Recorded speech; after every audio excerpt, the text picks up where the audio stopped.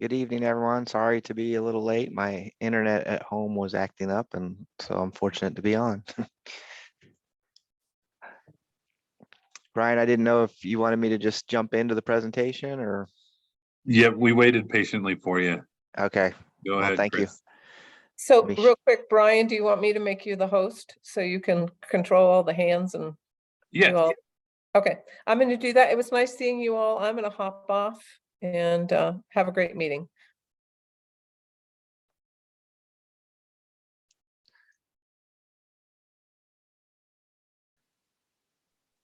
Thanks, Nancy.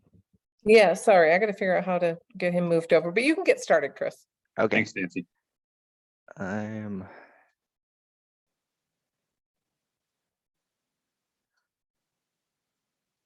Okay. Do you guys have my screen yet? Yes, we do. And the presentation slides? Okay. So good evening and happy new year, everyone. So these are you've received the last couple pieces that we've been waiting on to complete the draft. So you should have all the pieces now. And so if there's anything not making sense to you, it's probably because you've gotten it in so many different chunks, and we can help you kind of figure that out. But essentially it's chapter 4, which is the zoning districts and uses, chapter 9 signs, and chapter 13 definitions.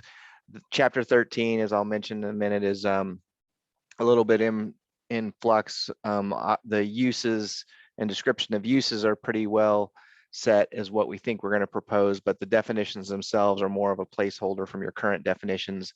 The reason for that is we wait till all the text kind of gets finalized before we go back in and figure out what needs to be defined and what's not. But we'll, from that provision of what you have now, we'll kind of, we call it like a merge and purge. We go through and we see which terms don't need to be defined, which terms are no longer used in the updated code, and which new definitions we need to add. So we usually approach that at the final draft once we know everything's finalized. So apologize, I'm going a little slow. I think my internet might be a little bit sluggish. Hopefully it pops up here.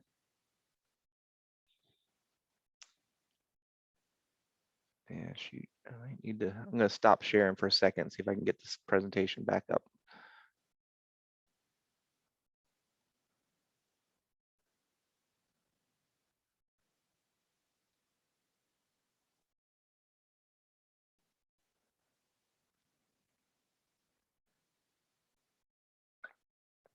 Yeah, bear with me a minute. So I when my internet went down, I disconnected from our office. So I'm going to reconnect here. It'll take me just a couple of minutes. So I apologize again.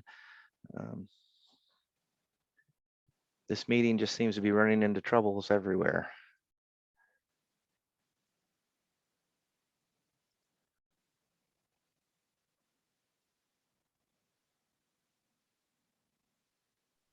Don't take it as an omen. Yeah. Okay.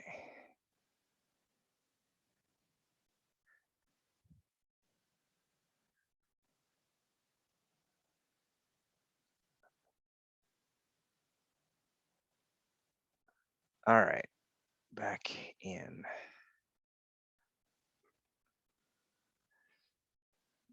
Okay, so this is everything kind of in its context of the overall framework. As you can see on the right, all the issues that you all and the technical committee addressed in detail. So these last pieces somewhat relate to those, but not directly. They're more of just general updates.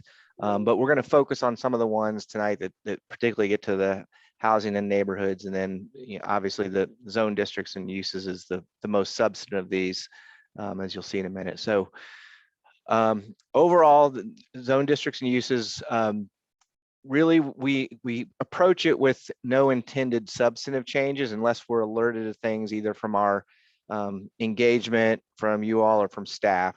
But we do take a new approach to the uses, particularly when we are updating the code for greater design. So the first thing we did is we updated all the intent statements. Some of them were not as clear as maybe they needed to be, or didn't create as many distinctions between the zoning districts as they needed to. And then we did some connection to the the city's comprehensive plan and updated policies just to get a better connection between the code and plans and policies. So some subtle changes there in the intent statements, and that will come into play mainly if there's ever rezoning decisions to be made, and those can be used to kind of help guide that, make connections to plan. Overall, the approach to the use table was to simplify and clear up conflicts. There's some things that were either redundant or uses could have fallen into a couple of different categories, or there have been past interpretation issues that staff was dealing with. So there's just a few of those. The bigger thing we did was generalize all of the uses. So things that were listed specifically, but there were no distinctions between where they were enabled, but they were similar uses. We would combine those into a category. And then we distinguish some uses where it might just have been enabled. We distinguish it by the scale and format of those. And overall, that's just because we want to be more flexible with uses. And this code is suggesting land use may not be the most important thing we're regulating. The scale, form, and design is. And so with that shift in emphasis, we feel we can be more flexible with uses. The code really was pretty flexible to begin with, so some of those changes are fairly subtle. I'll explain those in a minute too. And then we support that and back that up with specific use standards. So some uses we may know that, hey, the general development standards or the general design standards may not be enough. Here's a list of things that we always run into with this particular use that we want addressed. And so those are listed there. We personally don't go hunting for those types of things. So a lot of those are things you're already regulating. We just kind of cleared them up and coordinated, but there are a few of them that we added in that I'll mention as well. Overall, just coordination with the chapter 5 and 6, since we did shift a lot of the development and design standards to that. And then we're also going to talk about a couple of specific housing issues that I mentioned. So a slightly different and expanded approach to manufactured homes. You currently have manufactured home standards, but we're shifting that to kind of broaden the applicability based on your housing policies. And then the ADU requirements, a lot of that was discussed with our neighborhood design when we're talking about the buildings themselves, but when we enable that use as an accessory use, you currently have a list of existing prerequisites that those uses have to meet, and so we'll cover those too. So this is kind of what I explained in detail on that last slide. This is sort of it as an example. We're regulating in 3 main areas: use, form, and design. And because in chapter 5 and 6 we strengthened and maybe emphasized some of the things you were already regulating to begin with, or made things that were suggested more requirements on the form and design side, that enables us to, on the use side, to be a little more lenient, allow more things to mix. And so that 2-dimensional map isn't quite as important, although it is still important. But we're shifting the emphasis more to the right of this screen than to the left. So again, we retained all of the existing zoning districts. There was some discussion of, do we need to merge and consolidate, and that could be warranted, but we found, since these things are already mapped and some of the distinctions were helpful as we considered what to place where, we did retain all of the existing districts and didn't merge them. Some of them are actually getting a little bit closer to the same than they had been, particularly in the mixed use categories.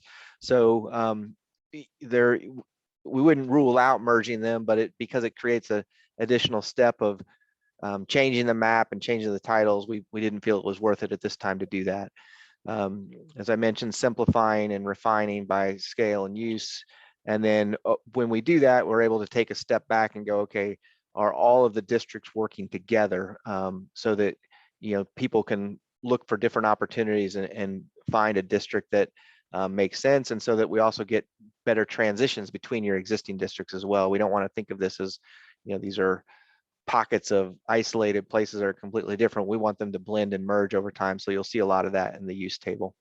And then lastly, putting in some decision-making criteria right up front, that you'll see that at the very beginning of this section on, if you care to read it, because we've generalized, if you run into things that it's not clear which category they go in, we have some decision-making criteria to allow you to be flexible with uses as they emerge. So this slide is pretty much an example of all of that. And this carried throughout the code. So this is just a sampling, so that we don't have to go through every single one. But if you've gone through and read it and have questions of why certain uses are treated the way they are, by all means ask them and we can discuss them. But just the broad overview is this is the theory. So like on assembly uses, the left is how they were listed in the current code. And so a couple examples here. Assembly hall versus religious assembly, obviously different types of uses, but essentially the same thing. It's a place where people are going to gather. And then with religious assemblies, those are often treated much more favorably in residential districts, and people have the misimpression that it's because, well, you can't regulate religious uses, but it actually stems from churches used to be very small in neighborhood scale, and we wanted them in our neighborhoods. And it is true you can't discriminate against religious uses, but you don't have to allow them everywhere if you don't care to.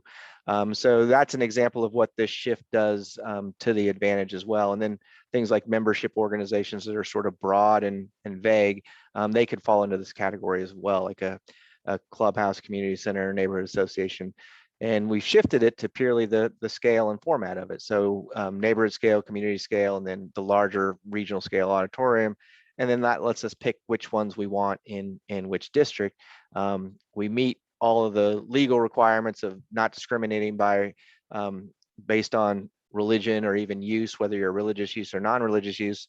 But it's simply the city's interest is to keep neighborhood scale things in neighborhoods and to have more regional scale things in your commercial areas. And so we think that's a better strategy and helps generalize a lot of things into a single category.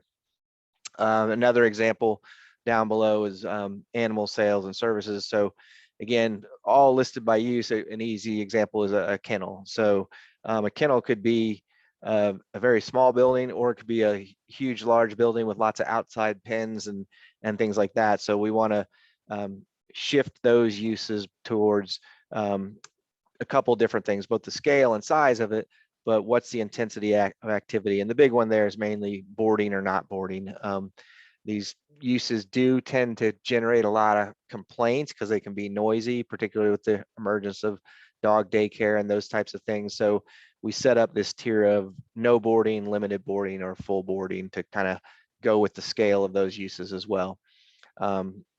So I guess I'll pause there and see if there's any discussions and questions before we dive in some of the specific use issues.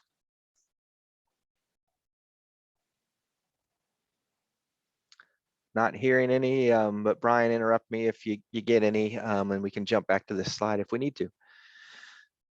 So I mentioned one of the larger things we're doing, mainly because it's tied to the housing policy and housing options issue, is taking your current manufactured housing standards and both broadening them to where they can apply to more small types of small format housing, but also raising the bar a little bit on how they become a nice community to live in and how they integrate into your existing community.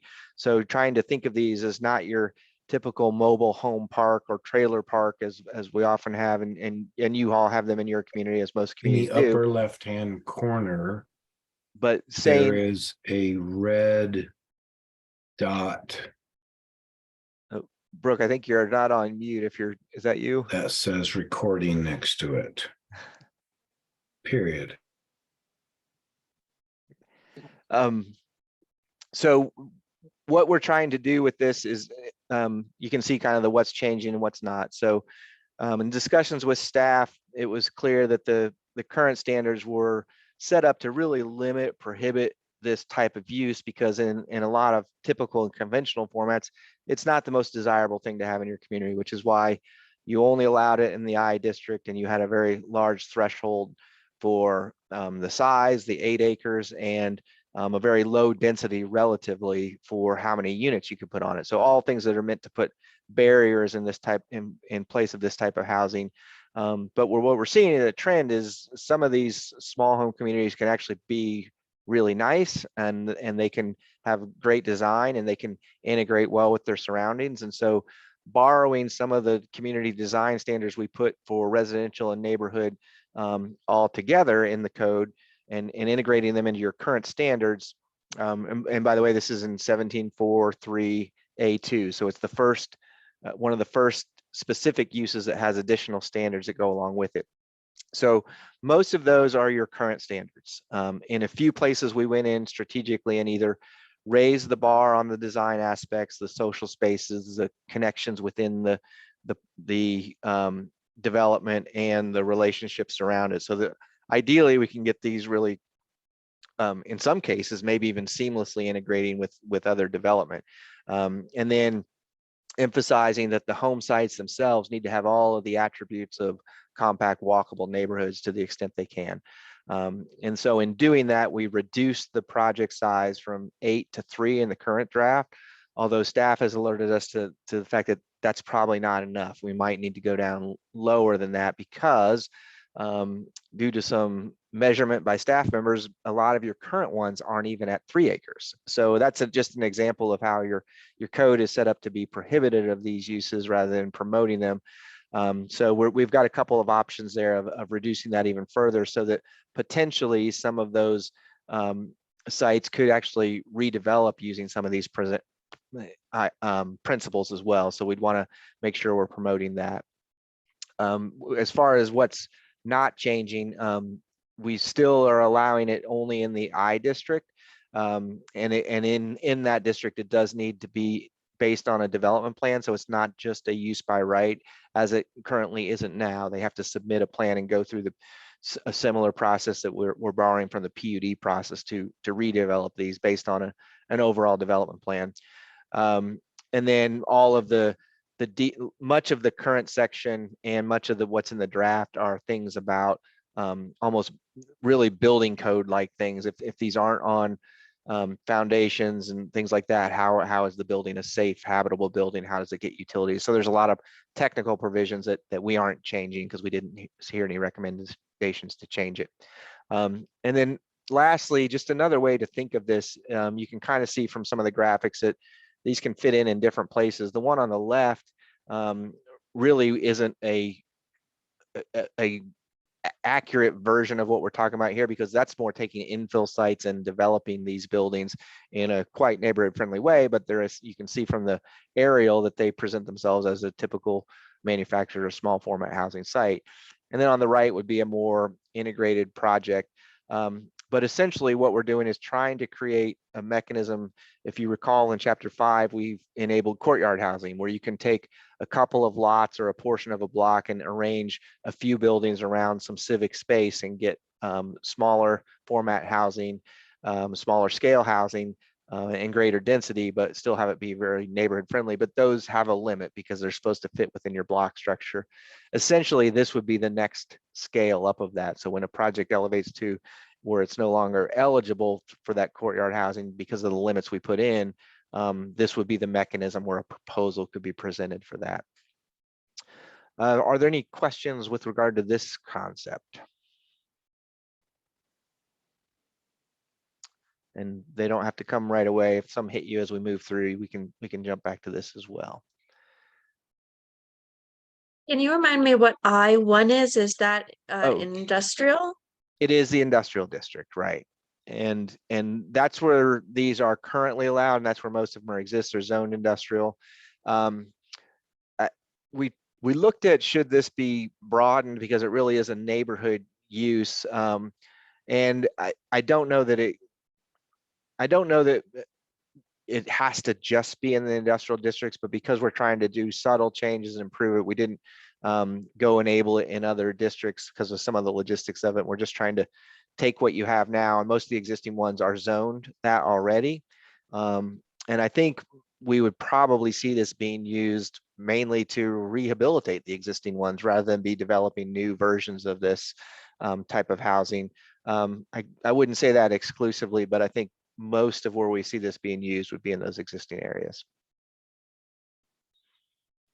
Might be interested in seeing if we could broaden where they might be able to be located, given that I'm gathering that they're fairly small units, and we know that we have such a crunch for the missing middle properties, and from those photos of those little houses you have, they look kind of little and cute, like they would integrate into regular neighborhoods, not just industrial areas. Yeah, and you're right, and we've begun collecting more and more examples of these, and I think our sort of evaluation point is there's 3 different paths to these different housing formats. So our first step was we already enabled some of the small lot housing in all of the districts, some of those things that were grandfathered that are reflective of this pattern, maybe not as small as the ones shown here, but your typical single story bungalow that you had on a 3,000 square foot lot is now being enabled in some of the districts as just as a typical conventional lot by lot development home. From there, the courtyard pattern, as I mentioned, could allow you to range several of those in a more efficient pattern up to a certain limit, sort of like a pocket version of these. The next one up would be, well, can I just rezone to PUD and do a broader neighborhood plan of smaller lot housing? You certainly could. Could I do this development? Yes, you could if you're in the eye. And so what we're going to kind of monitor is that transition logical, or do we need to think of this idea as being applied more broadly than just the I district? But we'll certainly make note of that and see if we have the appropriate kind of transition to that. The last thing we would want to do is if this is a really viable thing for a new project that's not zoned industrial, for someone to zone to industrial simply to do this, because that would not be the intent, because then all of a sudden, if the project didn't come through, it would bring along a bunch of industrial uses. And I think the fact that it's in your industrial district is more of a historical fact than a planning policy. Carl? I don't know of any, but do we have any courtyard developments in Inglewood? I can think of one that is similar to what we're talking about. It's the lots are like in the 3,000 to 5,000 range, and the streets are internal. It's on this. I wish I don't have my map up, so staff might know better. And then I do believe there's also a recent proposal that was being done through a PUD where some of the homes weren't fronting on streets that we thought like, oh, well, maybe that's going to be a version of this. But and I take that back. I can think of another. These courtyard housing aren't always detached houses. So you do have a couple of apartment complexes that are arranged around a courtyard pattern as well. Some of them just north of Hamden, I believe. I can't remember the exact location there either, but we can start looking for some of those and give them to you as examples, unless staff knows them off the top of their head.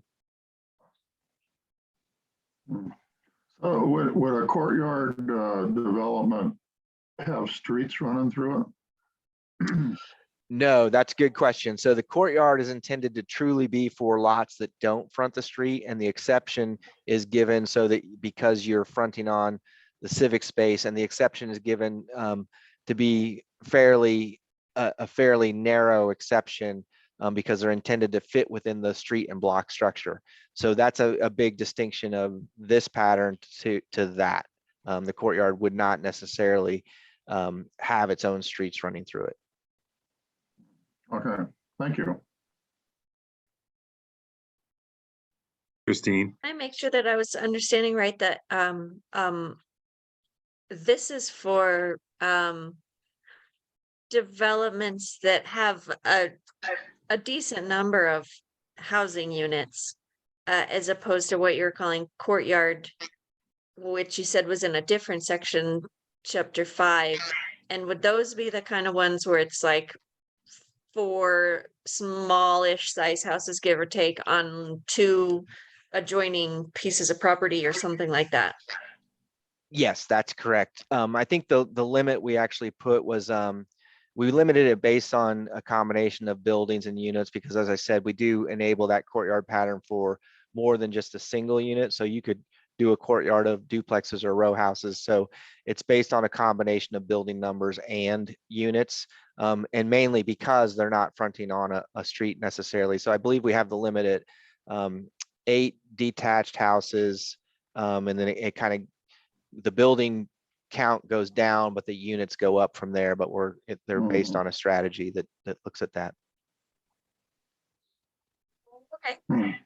And then how about for these manufactured and small format housing? So 3 acres minimum project size. How many houses could you potentially fit on there? Yeah, that's good question. It's a little bit tough to say, but just as a rough estimate, the bullet point below can give you an example. So the 8 units per acre was your current standard, and we felt that's too artificially low. When you look at these home sites, let's say we're talking about a typical manufactured home with the long and narrow trailer-ish format. The building itself is going to be anywhere from 12 to 14 to 30 to 40 feet long. They usually have about a 5-foot setback around it. So you can kind of do the math when they're fitting on about a 1,500 square foot lot, or maybe even a 1,000 square foot lot. So 8 units per acre is leaving you a lot of space that's either not used space or it's a lot of community civic space. So we did bump that up. We've done the math on the 12, and it seems to work well. And there's also there's bonuses like based through the PUD process. There's criteria for if you have certain defined civic spaces, perhaps that number can go up. So it's not necessarily a hard and fast limit, but essentially that would get you 36 units just on 3 acres alone.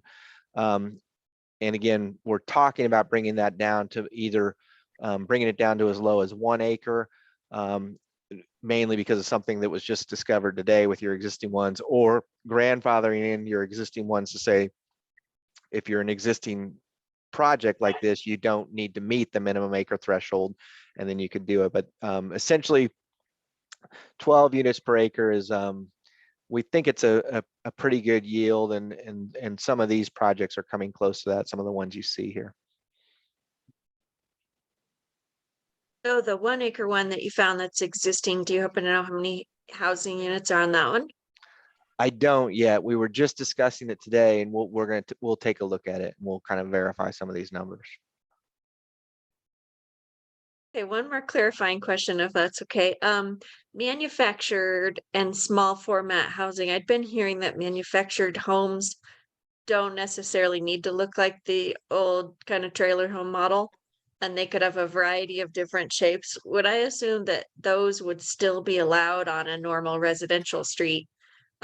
Just because they happen to be built partially off-site, we could still pop them in our normal neighborhoods? That is true. I believe I'm going to be speaking a little bit out of turn here, but the general kind of understanding is cities can't necessarily discriminate against a construction technique. So as long as a house is meeting your standards, whether it's development, setback, building code, whatever it might be, it could certainly be manufactured offsite and brought in on any residential property.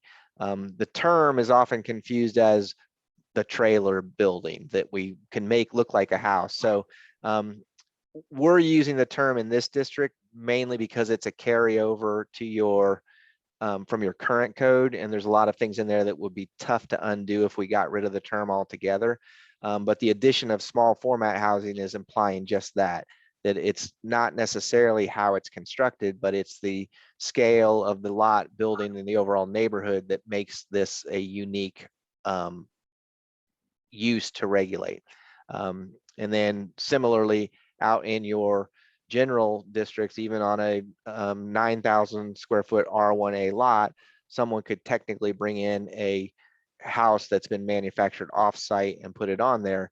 It would need to meet all the design standards we've put in, and so a trailer project probably isn't going to do that unless it has a lot of enhancements. But someone could probably find a way to assemble some of these in that way that's manufactured off-site.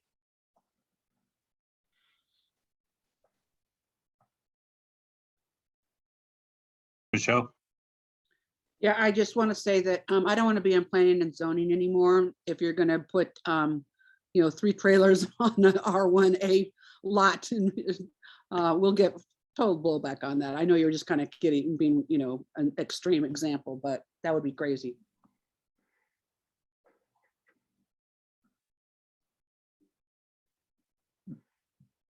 Chris, this is Brooke here. I was just thinking of what could be kind of a courtyard pattern in Inglewood, and I wanted to ask you if that is kind of a courtyard pattern, and then and I can very quickly just show my screen, I think, Okay. if that's okay. Yeah, I'll stop my share. I think I need to do that and I'll jump back in.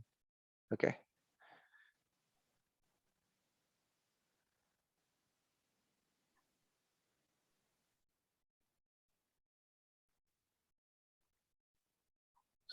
So, That's it. is that the one you were thinking of? It is. Yes. Yeah, so let me see if I can do a street view. I think this is 8 units. No. I mean 1, 2, 3, 4, 5, 6. So probably 12 units on about 37,000 square feet. So that's about 3/4 of an acre. So I think that's somewhere in between your thresholds that you were talking about earlier. And let me see, it's really hard to see through these trees. There's sort of the front of it. It looked like they're 2 stories. So some of them are 1 story. So I guess you could say we have an example of that in Inglewood. And discussing it, we might want to look at those as we look at these, both this strategy, the PUD, and that courtyard pattern in complete continuum. We'll kind of look at the revisit the numbers as well, because I do know that for detached units, we had the threshold at 8 buildings, and it was mainly because of we're trying to figure out the both the frontage on the courtyard, trying to use some of the basic lot standards. And then if some of these are attached, which it looks like the back 3 might be, that might be some different math there. But yeah, this is a good example. I'll stop sharing now. Thanks. That was very helpful. Thank you, Brooke. No problem. And I think that's right across the street from Orchard Place. Am I correct? Your example, Brooke? Doesn't matter. It's okay. Christine, For the types of things we're thinking about on this side, would you consider a possibility of, would you consider them to be tiny houses, so to speak, or are we talking a little bit bigger than what you think of as tiny houses? Yeah, good question. I think we are usually what we see with tiny houses is they're either mobile or they're accessory to some other use. And most times when people are building a more fixed community, the homes tend to get a little larger. But the principle is certainly what we're talking about, and we don't have a minimum unit size in here because we thought, well, it's best to be flexible with that. But if you did the really tiny homes, I mean, some of them are like even like on a, you can hook them to a truck and drag them around. So that's not what we're talking about here, because they're not mobile. These are fixed, constructed. It's a permanent community.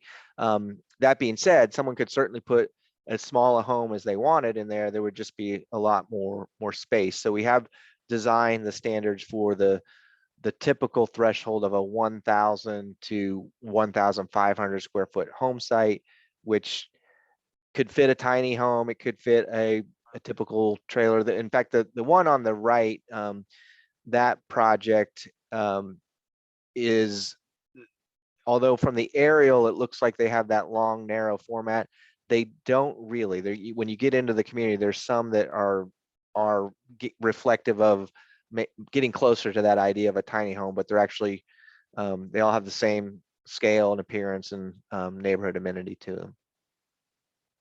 Someone brought up in our discussions earlier, I think, like a larger, not a courtyard pattern, but a larger development of cabins and things like that. So, you know, yeah, you're going to get a more neighborhood design because of the standards we put in, but at least that principle is similar, that you could arrange smaller home sites around common areas.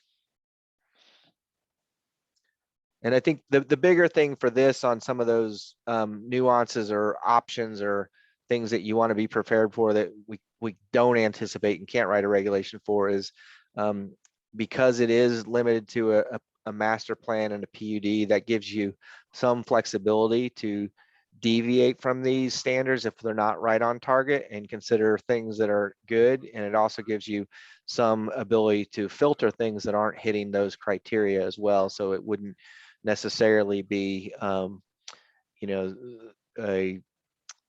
some of the like mobile or tiny homes that I mentioned, that they're not going to hit those standards there. Christine? I think the last comment for me, I wonder if we need to make a side note to check on the building code side, if we need to adopt the tiny home appendix of the International Residential Code. We will. Unless we have that already, but I'm not sure. We'll make note of that. Thanks. Carl? Chris, do you have any idea what, how developers feel about developments, courtyard developments? Yeah, I'll answer it two ways. One, because it's adding options and flexibility to be more efficient, they're generally all great with it. I will say, because there's a higher design amenity to it, it's not going to be, it takes a different type of developer to actually hit the target and carry it off. So we are familiar with developers that are doing this. I don't know of any immediately in the Denver metro that are, but we see it where we see it most often is in larger scale redevelopment. So in other words, entire neighborhoods where they're mixing it into the overall neighborhood. I think the Midtown neighborhood that's up north has plenty of examples of these courtyard patterns of newly built homes, and that's an overall redevelopment project. So that's where I've seen it most, but it's certainly a very good tool for the right type of small scale infill developer as well. I can't speak to any of them specifically that go like, oh yeah, this is great, but in general, adding a new option is favored. Are they built in a group well, at one time, or can you take a lot and just sell the lots off as to people that want to build their own there? Yeah, that's it. That's an interesting question, and a good question I hadn't really thought of until you brought it up. But the way we have enabled it is we did want to enable it as a sort of lot by lot right development, and they can be platted. Even it's the one exception in the code where they can be platted, though not fronting on a street. So there could be a scenario where they don't build them all right away, and a couple are sitting vacant or even sold off. So there is the potential for that, I think, and maybe it's something to think of as well, because I would think that you wouldn't get too many people that would invest in it without the overall plan to bring all the lots together. But we haven't. The original plan for it needs to be done at once. But as far as constructing them, we don't have a requirement that be done. Okay.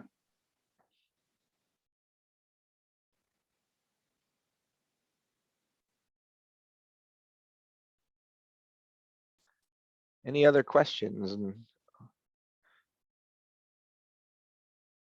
I'll move down to the ADUs next. Let's see. Oops. There we go. So again, we've discussed this a lot with Article 5, but or Chapter 5. Chapter 4 is where your use standards exist, and this is, as the name implies, accessory dwelling unit. It's an accessory use. So in other words, you don't get to do this unless you have a principal lot with a dwelling unit on it.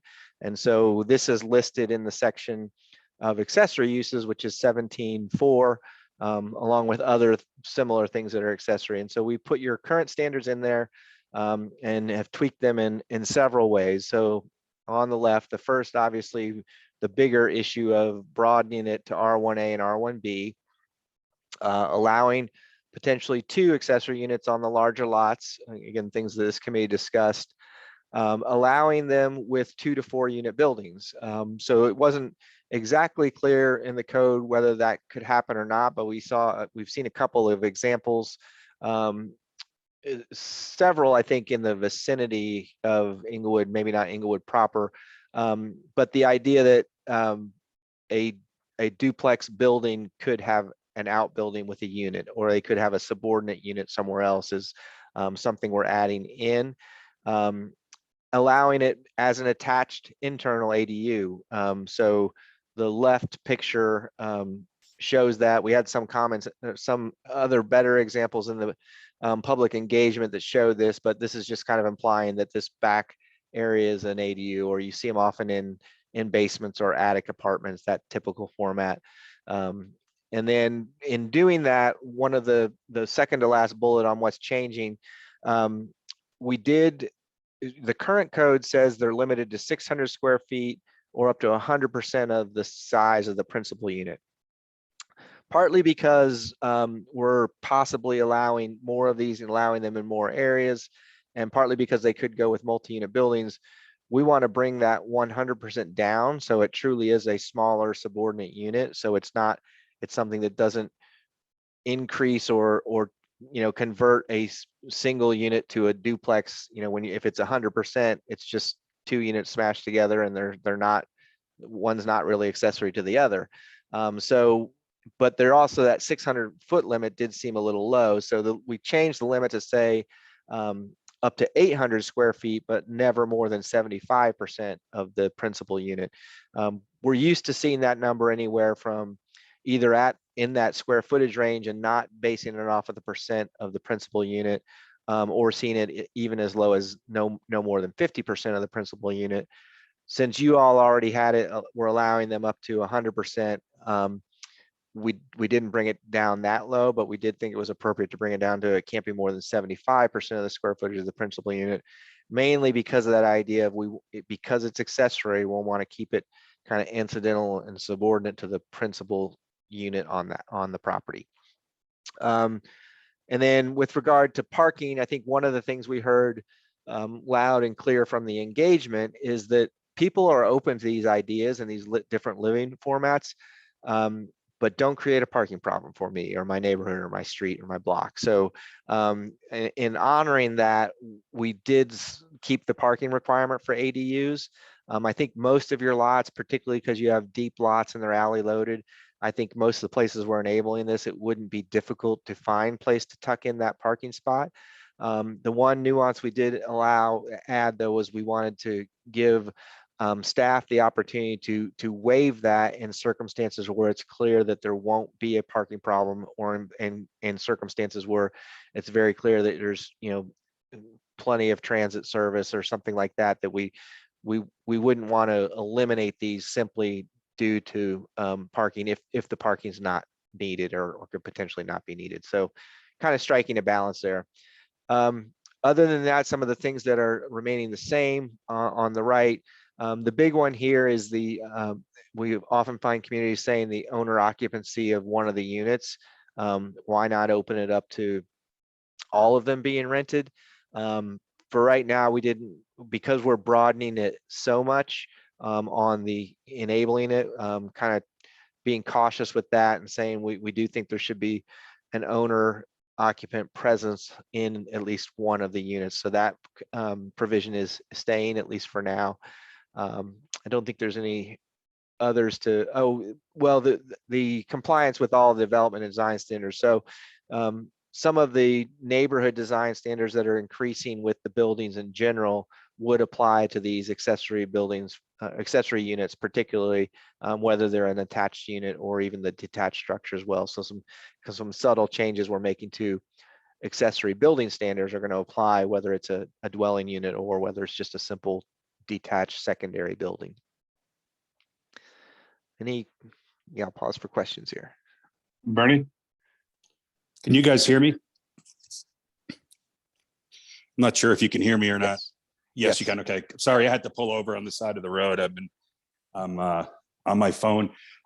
One comment on the detached accessory dwelling unit, that is something that I've run into, and which is why I think there should just be maximum sizes allowed per lot size, is in situations where someone is potentially building a detached accessory dwelling unit prior to a planned redevelopment of the primary structure.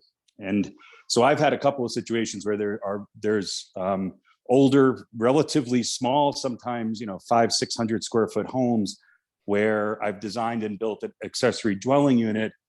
The caveat there is that the owner is planning on living in that accessory dwelling unit when they go to redevelop and rebuild or do a major remodel or addition to the primary structure. So that would, it's probably not going to be an issue a lot of the times, but I do think that whenever you get into percentages of primary structures, it can sometimes arbitrarily limit someone's ability for maximum use of their parcel. Okay, good. Yeah, good point. So your suggestion is just go with don't have any percentage. One of the reasons we lowered the percentage was because we were increasing the allowable square footage beyond 600. And we've seen them all over the board, and I don't know what's right and what's the right one to scale, but I think what you're suggesting is just pick a square footage number that's a reasonable number in that 600, 800 foot range and leave it at that, period.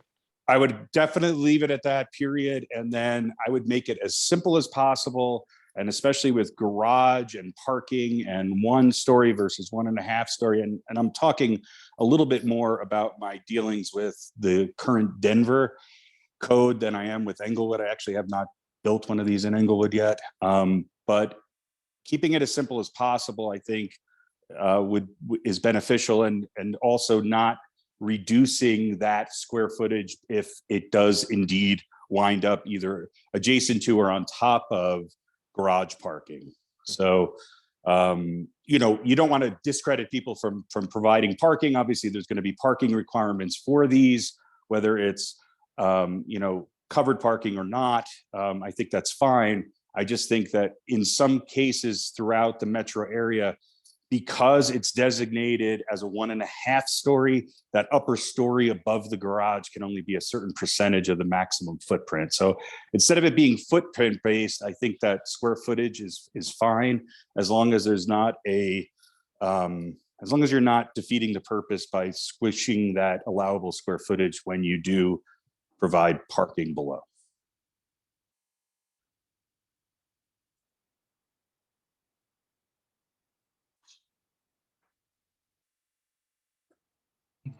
Christine?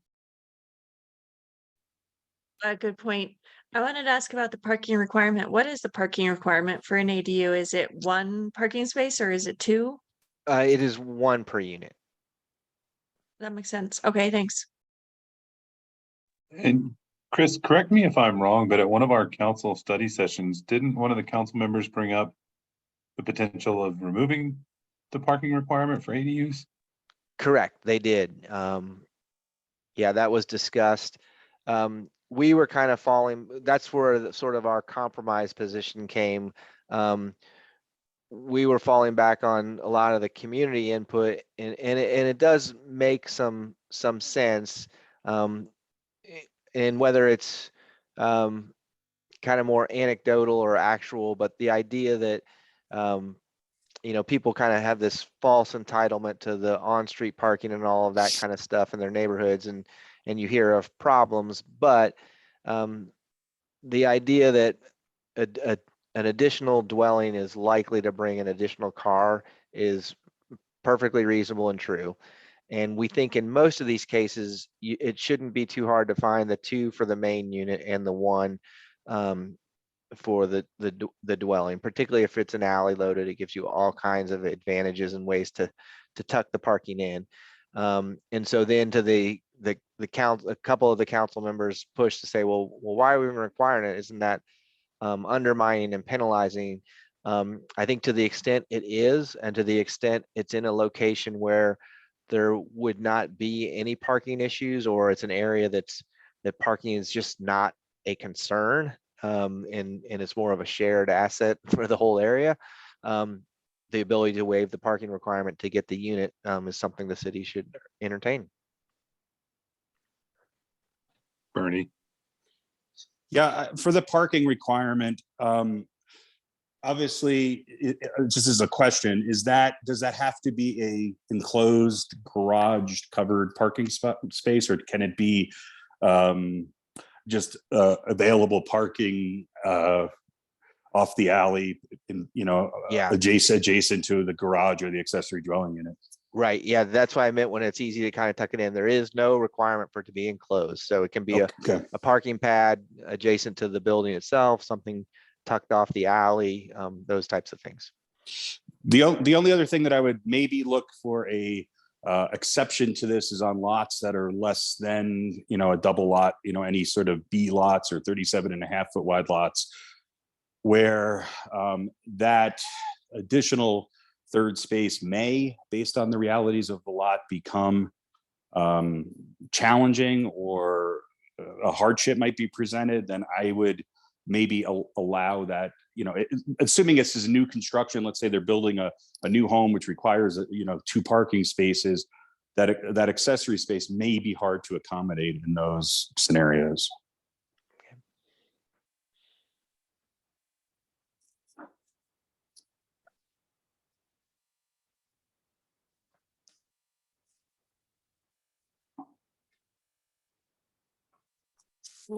In that third bullet where on the right, compliance with all building safety codes, principal unit and accessory unit, I would assume that the principal unit, if it's existing, doesn't have to come up to the full new building codes, correct?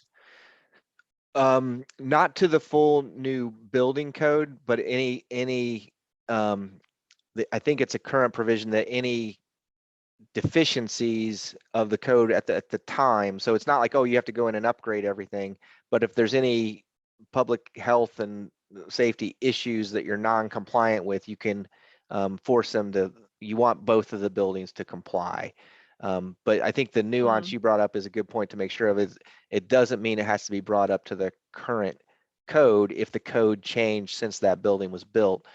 So that might be something we need to verify and track and make sure we haven't accidentally put a pitfall or interpretation issue in there. But that's a good point.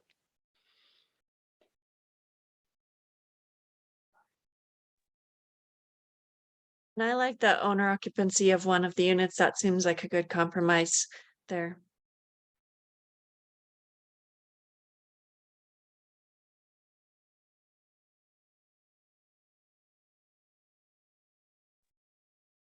Bernie, did you have another question?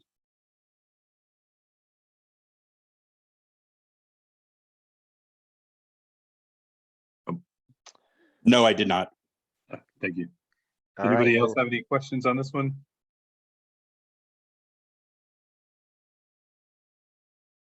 okay, moving on to, I think it's signs next. Yes, signs. So I don't have any snazzy graphics with this section yet, so I apologize, but we'll be illustrating the sign sections to make sense of what the standards are. But essentially what we did was really just reorganize and simplify.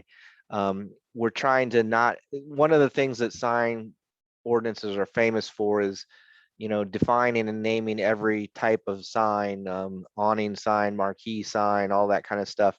And essentially what we wanted to do was just give someone a sign budget based on their site and let them allocate them however they choose. And in doing that, we gravitated to these kind of 4 types: wall and building signs. So anything that's a large principal sign on the building would be considered that, and they get their allowance based on the lot frontage, as you currently do right now. So the substantive standards are essentially remaining the same, or they might have blended a little bit as we combined categories, but the amount of signage is going to be very comparable under this new approach as your current approach, because we're simply whittling things down so that we don't have to make a bunch of different interpretation issues and really get situations where you have so many definitions that a sign could count towards 1 or 2 or 3 different kind of sign types, and then how do you count it? Similarly, moving down for ground, they're also based on lot frontage, and in fact, you all currently have your total allowance comes out of that. So your building and ground signs are going to come out of that budget that comes from your lot frontage. The next two are the ones where we kind of made the most changes. The pedestrian sign is the idea that when you are on site or in a more walkable area at a street front building, there's a lot of small scale signs that shouldn't be counting towards that budget. So things that maybe are at a door, an entrance, a projecting sign, a storefront sign. A lot of times when you walk under canopies, there'll be small signs that's hanging for each business. So for that one, we based it on the amount of building frontage. So the more building frontage you have engaging the street, the more allowance you have for these pedestrian signs, and they're very small scale signs. So in the 6 to 8 square foot allowance, but essentially every 50 feet and every entrance makes you eligible for one of these types of signs. And then lastly, the temporary signs, also based on lot frontage. What we've done here is your current standards have a bunch of different types of temporary signs. Some of them are content based, which is kind of treading into rough legal territory. So here we're just saying, here's your temporary sign allowance. If you're selling your house, having a garage sale, and really passionate about an election all at the same time, you might have some choices to make. If you live next to someone who likes to put up a lot of signs, we've probably allowed the budget a little bit higher than maybe you want, but we're banking on most people being reasonable and the city having something to enforce when someone gets particularly unreasonable. But most of that is stemming from the idea that we need to be completely content neutral towards this temporary signs, and therefore giving them a budget based on that lot size and frontage is what's important. I think the last bigger thing in signs was there's a number of signs that are exempt from permits. That particular section is pretty standard in a lot of codes, and we've done a few tweaking or better definitions of some of those things, like flags, window signs, addresses, public signs in the right of way, things like that. But overall, for the signs, it was more of simplification and getting any content-based standards out to the extent we could. Are there any questions with signage?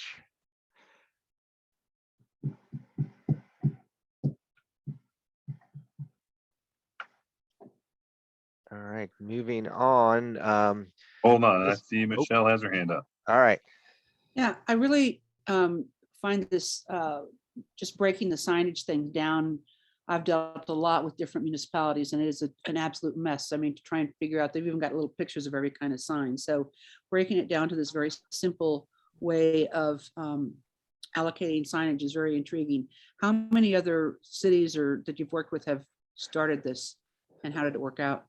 Yeah, good question. So almost all of the codes we've done in the last 10 years, and there's probably been 20 of them.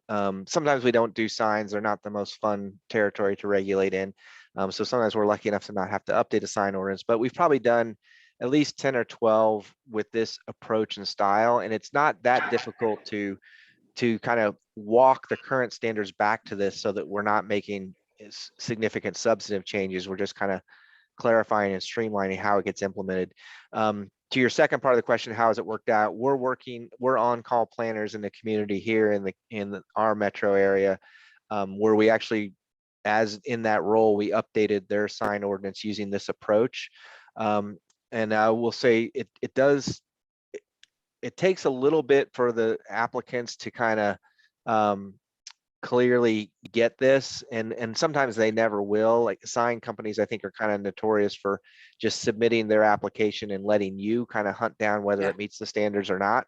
Yeah. But some of them are kind of getting it and going like, oh, okay, it's very easy for me to now on a larger development project to put a sign schedule in based on these types, and I'll show you what my calculation is for my expected budget for all of these, and then I will show you how much of it I've used up, and if I've used it all up and I need exceptions, and I'm in a different boat.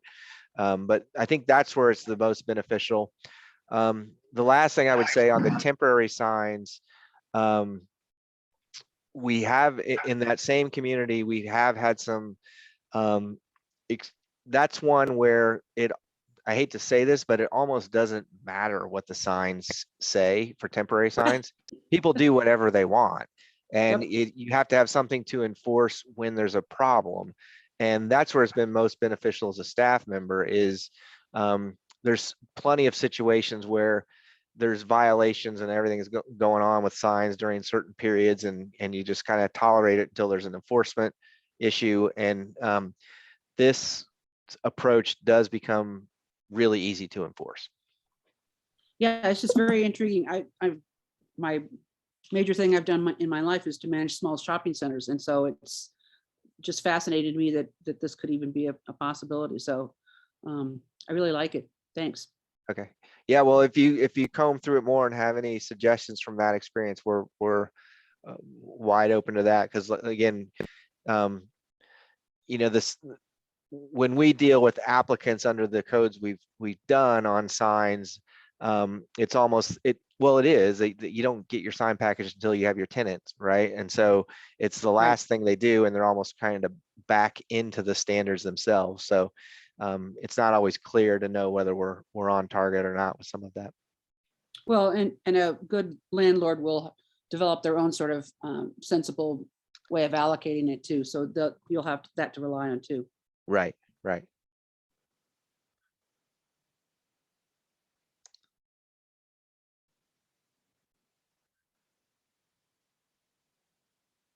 Carl?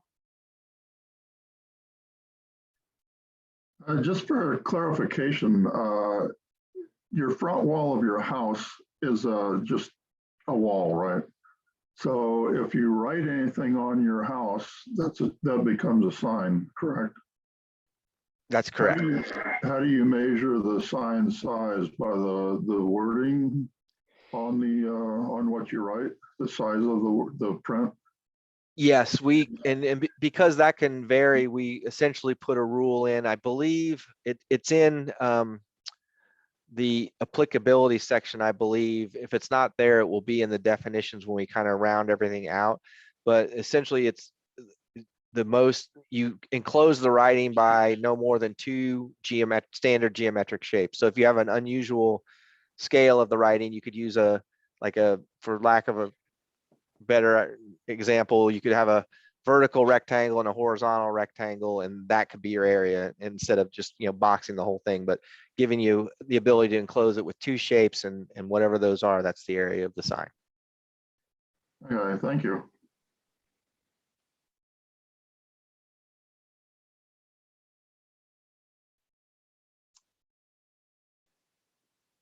Any other questions on signs?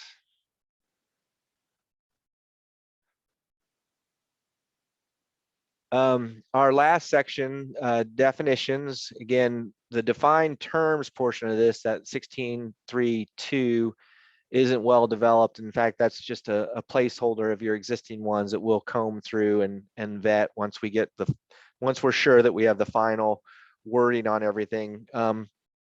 We do try to,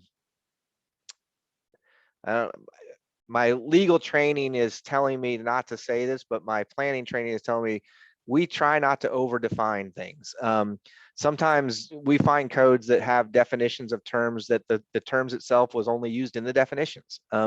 When you over define things, my opinion is it gets harder to enforce, and it gets harder to defend the code if you have to legally. So we try to take, if something has a plain and ordinary meaning, we don't want to define it.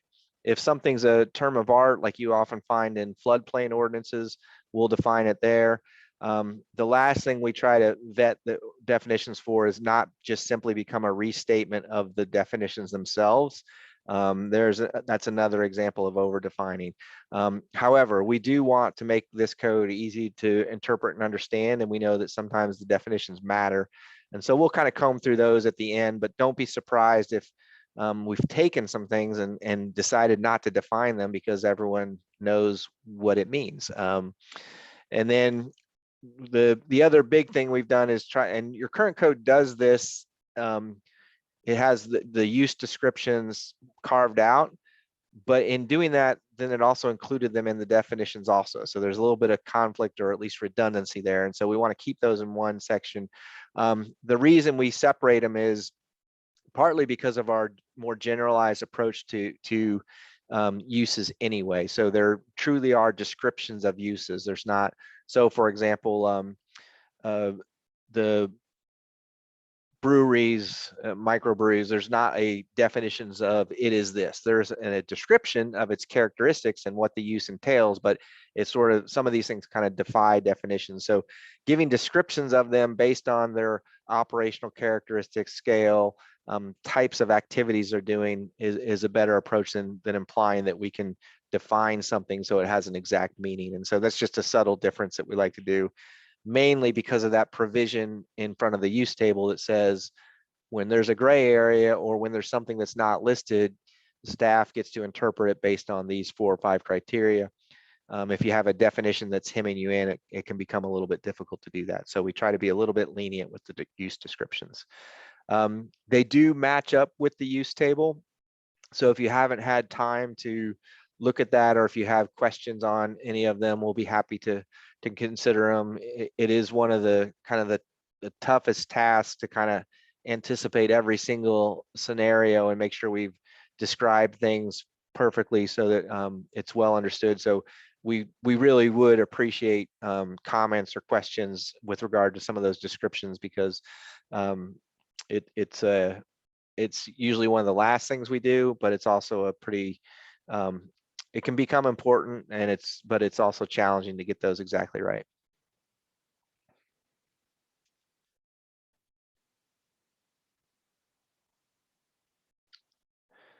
With that, that kind of ends all of the new items we've had. Unless there's any other discussion, I know we are on target to have another council work session on January 23rd, where they're going to look at this chapter for their first time as well, chapter 4.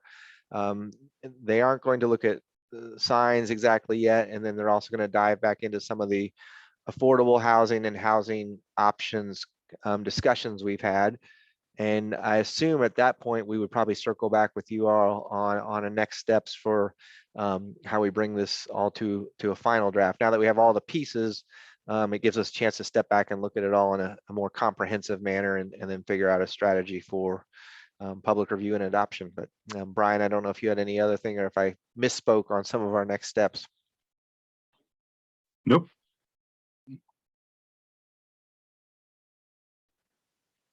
All right, well, we've got some good input, particularly on ADUs and that small format housing, and some things for us to circle back and review, and we'll take those under consideration. So I thank everyone for their time and attention. Hold Carl? on, Carl has his hand raised.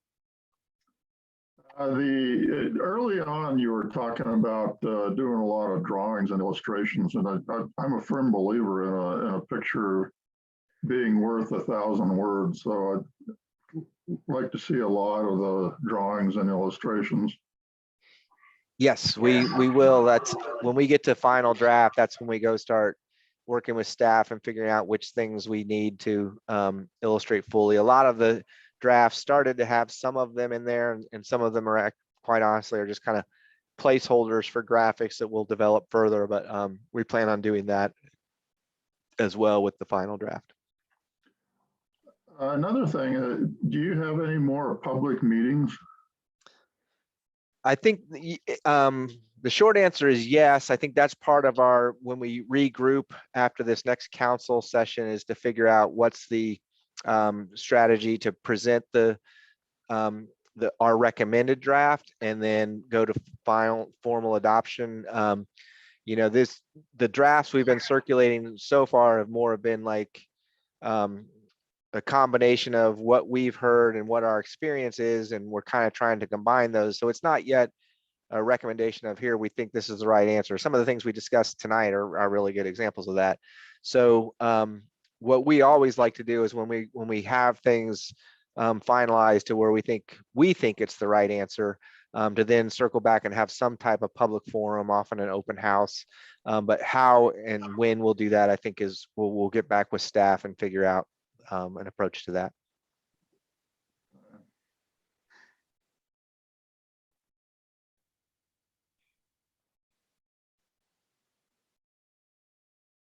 All right, thank you, everybody. Thanks for your time. Good night. Thank you very much. Thank you. Bye.